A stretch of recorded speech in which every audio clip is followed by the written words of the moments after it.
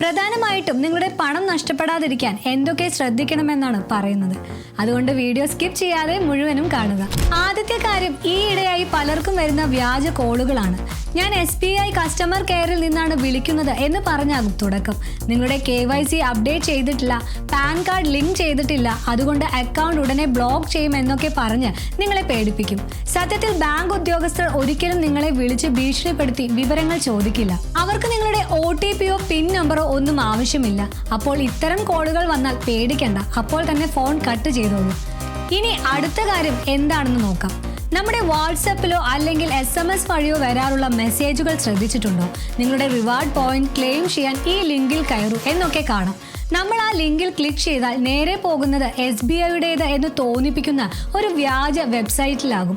അവിടെ നമ്മൾ login details നൽകിയാൽ പിന്നെ ഒന്നും നോക്കണ്ട, നമ്മുടെ അക്കൗണ്ടിന്റെ കൺട്രോൾ അവരുടെ കയ്യിലാകും. അതുകൊണ്ട് ബാങ്കിന്റെ ഒഫീഷ്യൽ സൈറ്റായ online.sbi.sbi.bank.in മാത്രം ഉപയോഗിക്കാൻ ശ്രദ്ധിക്കുക. 3. യോനോ ആപ്പ് ഉപയോഗിക്കുമ്പോൾ ശ്രദ്ധിക്കുക. പണമിടപാടുകൾക്ക് നമ്മൾ ഏറ്റവും കൂടുതൽ ഉപയോഗിക്കുന്നത് യോനോ ആപ്പാണ്. ഇതിൽ വരുന്ന ഒരു പ്രധാന അബദ്ധം എന്താണെന്ന് വെച്ചാൽ, ചിലർ ഗൂഗിളിൽ സെർച്ച് ചെയ്ത് കണ്ട ലിങ്കുകളിൽ നിന്നും ആപ്പ് ഡൗൺലോഡ് ചെയ്യും. അത് വലിയ അപകടമാണ്. പ്ലേ സ്റ്റോറിൽ നിന്നോ ആപ്പ് സ്റ്റോറിൽ നിന്നോ മാത്രം യോനോ ഇൻസ്റ്റാൾ ചെയ്യുക. അതുപോലെ പബ്ലിക് വൈഫൈ ഉപയോഗിച്ച് ബാങ്കിംഗ് ആപ്പുകൾ ലോഗിൻ ചെയ്യാതിരിക്കാൻ പരമാവധി ശ്രദ്ധിക്കണം. 4. OTPയിൽ ശ്രദ്ധിക്കേണ്ട കാര്യം. തട്ടിപ്പുകാർക്ക് നിങ്ങളുടെ അക്കൗണ്ട് തുറക്കാൻ വേണ്ട അവസാന താക്കോലാണ് OTP. അവർ നിങ്ങളെ വിളിച്ചു പറയും നിങ്ങൾക്ക് ഒരു ഗിഫ്റ്റ് കിട്ടിയിട്ടുണ്ട്, അത് അക്കൗണ്ടിലേക്ക് വരാൻ ഈ OTP ഒന്ന് പറയൂ എന്ന്. ഇവിടെ ഒരു കാര്യം പ്രത്യേകം ശ്രദ്ധിക്കുക.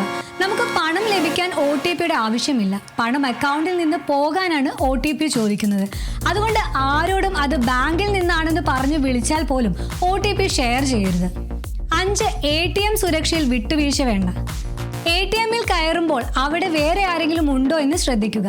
പിൻ നമ്പർ അടിക്കുമ്പോൾ കീപാഡ് കൈകൊണ്ട് മറിച്ചു പിടിക്കുന്നത് ഒരു ശീലമാക്കുക. മെഷീനിൽ എന്തെങ്കിലും അസ്വാഭാവികത തോന്നിയാൽ ആ ATM ഉപയോഗിക്കരുത്. അതുപോലെ ഡെബിറ്റ് കാർഡിന്റെ മുൻഭാഗത്തെയും പിൻഭാഗത്തെയും ഫോട്ടോകൾ ആർക്കും അയച്ചു കൊടുക്കരുത്. സുരക്ഷിതമായിരിക്കാൻ ഈ 4-5 കാര്യങ്ങൾ എപ്പോഴും ഓർക്കുക. ബാങ്കിന്റെ ഒഫീഷ്യൽ ആപ്പുകൾ മാത്രം ഉപയോഗിക്കുക. ലോഗിൻ പാസ്വേഡുകൾ ഇടയ്ക്കിടെ മാറ്റുക. വരാറുള്ള SMS അലേർട്ടുകൾ കൃത്യമായി വായിച്ചു നോക്കുക. ആരുമായും OTP ഷെയർ ചെയ്യരുത്. അനാവശ്യ ലിങ്കുകളിൽ ക്ലിക്ക് ചെയ്യാതിരിക്കുക. സൈബർ ലോകത്ത് തട്ടിപ്പുകാർ പുതിയ വഴികൾ കണ്ടെത്തിക്കൊണ്ടിരിക്കുകയാണ്.